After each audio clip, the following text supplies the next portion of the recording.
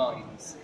Brand new, never seen before in the north of England. So, what you do, you take one slice of bread. One. Are you following so far? Then, What type of bread though, George? white bread, of course, we are not poor. White bread, so it's going to be mixed with ash, bone ash, or with a little bit of chalk, but you don't want brown bread, do you? Now next what we're going to do is we are gently going to tease some butter, or some lard, or some dripping, whatever you've got to Dripping. across the top of the bread. Can you see what I'm doing there? Just like that. Now, if the bread has been in your pantry for a few days, you might want to pick out any weevils or any maggots you might see in there. What could be a bit of extra protein? Good bit of extra protein then. Now, what I'm going to do, and I hope you're following this, this is getting quite complex. But this is a brand new invention, nobody has seen this before. I'm going to take some cheese, you might have a bit of ham, a bit of beef, whatever you've got in your cupboard. And I'm going to just delicately place that on the top like that, nice and evenly spaced. Can you see what's going on there? Yeah? Brand new, never seen before. Then this bit, and this is where it gets interesting. This is going to blow your mind. I'm going to take another slice of bread. What am I going to do with it? Am I going to throw it in the bin? No! I'm going to put it on the top there. Who has seen anything like that in their life? As I said, it's good for busy mums on the go. Don't like it before. Don't get gravy all on your hands. It's all nicely contained, sorted out, done. What's it called, George? This was invented by the Earl sandwich just a few weeks ago. Yeah. Never seen before. So we've decided that we are going to call these Earls. And I think these are going to be the popular food of our generation. Would you like to try some? More for us. Get that in you there. Oh. Have you ever seen anything like Bone that ash before? really sets it off. We might call them sandwiches. Oh. Oh. Chop up your sandwich. You might like some chocolate fresh in off the bone. Fresh in off that bone. Look at that. You can look but don't touch. I bet you've never had any chocolate before, have you? Fanny, show me your teeth. You can tell that Fanny has been enjoying her chocolate. You start to see the beginning of that blackening, that decay, that fresh look that we all enjoy. And while we're giving you some tips, what about our look? You can look this good. This good. So what we use is lead paint in 3 different colours. So you get your lead paint, you get your white base, you don't want to look like you've been working in no fields. No. Nice So and you get pale. your lead paint on, white as you can get. Then, because you don't want to look strange or weird or odd, you get another bit of lead paint, this time coloured red. So, bring it over here, I've been finding a bit of a chopper. You got your lead paint on your finger, and then dainty little lips. Can you see that? You'd hardly know I was wearing anything, would you? So natural, George.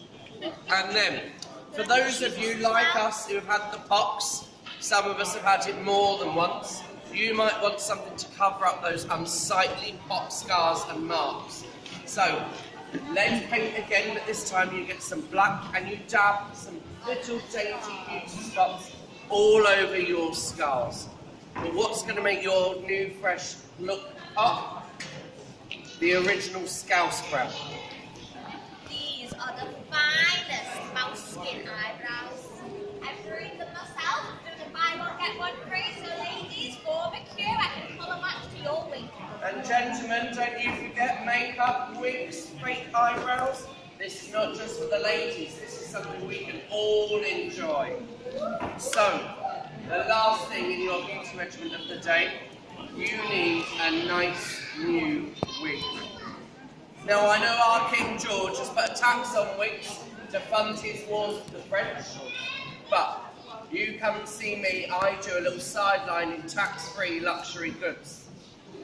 You're not paying tax on your wigs, on your wig powders, on your chimneys, on your windows, on your tea, on your wallpaper. Tax-free goods available from me. Now, how do we style these wigs? I'm glad you asked. So what we do, what do you use to style your hair? Lard, brilliant. We use lard, fresh from a pig. Scrape it through the hair, curl it into these beautiful ringlets that you can see. But in the summer, the lard is going to get a bit shiny. So what do you think we use? Lead powder, lead again. Blast the wig with a bit of lead powder, and you are good to go. Now, some people have said that using lead on your face, in your hair, all day, every day, is not the best decision. Some people are saying it might be a little bit poisonous. But we say, who would not put up with the rotting of the skin, the tooth decay, and the hair loss to look this good? Now, etiquette. We've got your look down, we've got your brand new Georgian cookery, your nice new sandwich. What would you do if you were sat at the dining table and you were suddenly caught short? Well, George, I'll tell you. What we do is, ladies, we have our own Bordeloo. Have you all got your Bordeloo with you? Show them your Bordeloo. So we're at dinner together, enjoying a lovely fine evening. Oh, did you see the latest Mozart opera? Oh, it was rather good. I would not be so rude as to leave the table during this thrilling conversation to go for a wig. So, I have your Bordeloo. Excuse me, George? That's fine. We'll carry on chatting throughout the proceedings. Put your leg up on the chair. Get the Spencer. Don't you need to take your knickers down, Fanny? What are knickers? They haven't been invented yet. So, as we talk, you do your business, and then when she's finished, wonderful. Now, would you mind chucking that in the dock for me? Oh, Fanny, I think you need a bit more gin. Just make sure you don't put it on the table, because it might be confused with the green. You only make that mistake once. So are you all here for a nice day out? Yes. Oh. We love a day out, don't we, Fanny? Our favourite day out, we go up to Lancaster. So we get the stagecoach and the Red Line Inn just on the road there. About 4 hours, so you might want to pack a little bit of liquid refreshment. And we have to say we like a gin, because you're not going to be drinking the water that comes out of these docks. Nice and healthy, the gin. And then you get to Lancaster and you try and get there on a day that you've got the fair going on. And there's so much going on. You've got drink stands, you've got food stalls, you've got music, you've got street performers. What was that thing you saw last time? Oh, my favourite! I bet if you tried. Who here has seen the goose riding? Oh, it's the best. Oh, I tell you, once you've gone the goose riding, you'll never go to cockfighting again. Goose riding, what they do is, they get a big fat goose. You fan it up for a few weeks before the fair, you get it, hang it upside down from a tree, then all the lads get on their horses, gallop up to the tree as fast as they can, and try and snatch off the goose's head. But you've got to wipe it off clear, you know, you can't just have it dangling there, blood squirting everywhere. It's got to be clean off to win. It's the best. Do you know what our favourite day out though? Oh, it is good. And you've got to go up to Lancaster again. But once again, take your refreshments. What we love, you're not safe up there either, don't worry. What we love is a good day out. What we love is a good day out at the hanging. Have you been the hanging? Oh. Take the kids.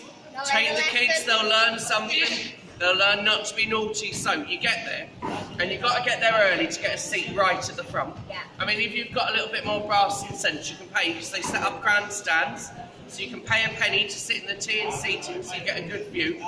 But what we do, we push our way to the front.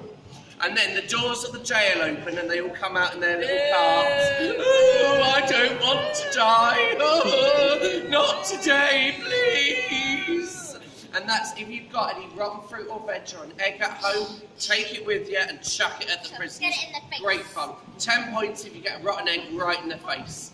So then, they get up on the gallows hill, and they're all lined up. On a good day, you can get 12 people. Wow. 12 people at a good hanging, and they're all stood there. And before they get booted off into oblivion, we all take our hats off, don't we? We stand there. And why do you reckon we do that? Do you think we're doing it to be nice and respectful? No, of course not.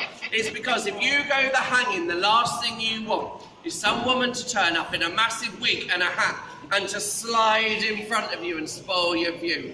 So make sure you take your hat off and you keep quiet so you can listen to them jangle. But then, once they're dropped, that's when the real party really starts. So that's when the gin starts flowing, the dancing happens. Should we have a rave away, family? Have a rave.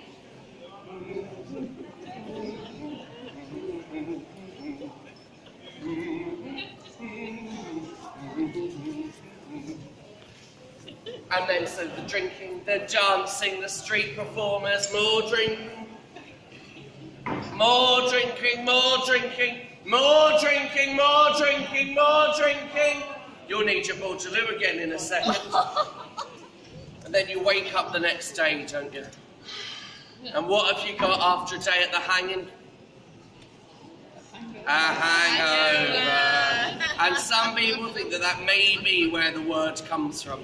How you feel the day after a hanging. Talking of hanging, have you heard about Bill? Bill. I haven't seen Bill for a while. Well, he's up in Edinburgh doing his extra work. Well, our friend Bill used to do the burglaries, and that's one of the 200 crimes that you can get hanged for nowadays. So our friend Bill used to do the burglaries around Liverpool. Anyone from Liverpool been burgled? It would have been Bill if it was. So, he's gone up to Edinburgh, but he's had to change a career. So he said, I can't be bothered with the burglary no more. As I'm getting older, it gets harder to get into the houses. So he's gone and joined the Resurrectionists. You know the Resurrectionists. Right. So you know how if you're training to be a surgeon or a doctor, you have to practice on a dead body first, don't you? Well, in this country, you can only practice on the body of an executed criminal. Now, even though there are over 200 crimes that you can get hanged for, there just aren't enough bodies for all the doctors. So what the Resurrectionists do is they wait until someone's died, they wait till they've been buried, and then what they do is they sneak into the graveyards in the middle of the night, dig the body up and sell it on to the doctors for a tidy profit. Oh, brilliant, sir! Anyone got a shovel? It's all profit. Anyone got a shovel? You've got a shovel. Hey, this lot, yeah. I tell you what, it is like 10 minutes into a hanging. This is not the silence. We'll put 3 ways will go on it. You come to the cemetery, I'll bring the light, and you can do all the digging. That's not fair, is it? We've all got our jobs, Fanny. We've all got our jobs. But you know why they call them the Resurrectionists? Well, if you think about it, they're bringing people back from the dead, aren't they? Do you know who hasn't been back in a while? Jimmy. Jimmy? You know Jimmy, always in the pub, Jimmy. Jimmy. Do you reckon he's been press-ganged? Oh, I got press-ganged, you know. So, you know, right, anyone here in the Royal Navy? Didn't think so. You'd be taking people off to Australia, wouldn't you? Yeah. Yeah. So, since we've started all our wars with the French and we've started shipping people over to the other side of the world, we need more sailors than ever in our Royal Navy. But the Royal Navy's not the nicest of places to have a job. You can get whipped, you can get flogged, you can get keel-hauled. Catch the pox. You've caught the pox many a time off the Royal Navy sailor, haven't you? So they're having trouble recruiting. So what they do is they go to the pubs and they'll turn up in a place like Liverpool and they'll go down the pubs on their own and they'll find someone, probably someone like Jimmy who likes to drink, and they'll go, oh, I'm new in town. Can I be your friend? I'll buy you a drink. Now, if someone's going to buy you a drink, what are you going to say? Cheers. Yes, yes, I will. Thank you very much. So, you have a drink. You get chatting. Seems like a lovely, friendly person. Can I buy you another drink? Well, yes, I think you can. Karen, chatting. Another drink? Another drink? Yeah. Another drink? One more. And then your new friend, I'm just going to use the pot round the back. Cosh round the head. And then poor Jimmy, or someone like Jimmy, will wake up the next morning, banging headache, he's not even been the hanging, banging headache, and he'll have woken up, not in the pub, he'll have woken up 3 miles out to sea in a Royal Navy ship bound for America or Australia, and signed into the Royal Navy for 7 or more years. And so that family never see him again, never know what happened to him. But he's doing his bit for king and country. The dangers of drinking, Fanny. Yeah, I'll tell you a dangerous thing. What is another name for this one? Mother's ruin. Mother's ruin. Oh, she's leaving now with speech. She knows this is where we're talking about her. It's about you. Mother's ruin. So, down in London, how many gin shops is good? Oh, do you know, for every water pump, there's 5 to 6 gin shops. So what are you going to be What drinking? am I doing up here, eh? Yeah, drink the gin. So this woman went out one night to the pub. Nice few little gins she did out. Got out. Bit cold in the winter. Thinking, oh, I like myself a nice fire. Warm myself up to the pub. And then she starts to load up the fire. And then the next thing, she puts the baby on the fire, thinking it was a log of wood. It was all wrapped up, it was all All tight wrapped in clothes. Thinking it's an easy mistake to make. We've all done it. Oh, I've done it. I've done it at least 3 times. How many kids have you had now? 14 now. 4. She's only 16. 16. You wouldn't know it to look at her with all this beautiful 14 makeup. kids. All gone the workhouse, sold them all, sell yours, they've been a good deal. Get up there, okay, no. Unpicking broke, domestic service. They might get farmed out to factories in Lancashire or the mines even. You're quite little, you'd get down the mine. Up a chimney Up a as well. chimney as well. My chimney's filthy. Yeah. So, we've told you about all these wars with France. We've told you about all the taxes, haven't we? Wallpaper, wigs, wig powders, chimneys, windows. There are thousands of people around the coastline of Britain, people like me, who can keep you in all of these luxuries tax-free, if you get my meaning. So I operate out the Red Line, just over there where you get the stagecoach to Lancaster. So if you want any wigs, wig powders, wallpaper, I mean, it'd be hard to get you a chimney, but I'll do my best. If you want anything tax-free, you come and ask me, right? Fellas, I work on Love Lane. And you, with all the I'll other sell you women an that oyster live or on two there. up there. See you later around the back of the doors, 11 o'clock. Juiciest oysters in Liverpool. Not the freshest, Not the freshest. but definitely the cheapest. Right, anyway, shall we see that ship's coming? You can sell some oysters to some of them sailors. Yeah. Been at week C for 9 weeks. They'll be gagging for some oysters, I won't won't be they? able to work for a few days after tonight. And I'll pick up my little shipment. Yeah. So, get your Bordeloo in case you call it short. Oh, bless. You need some lead on that face. Do it again. Oh, that eyebrow.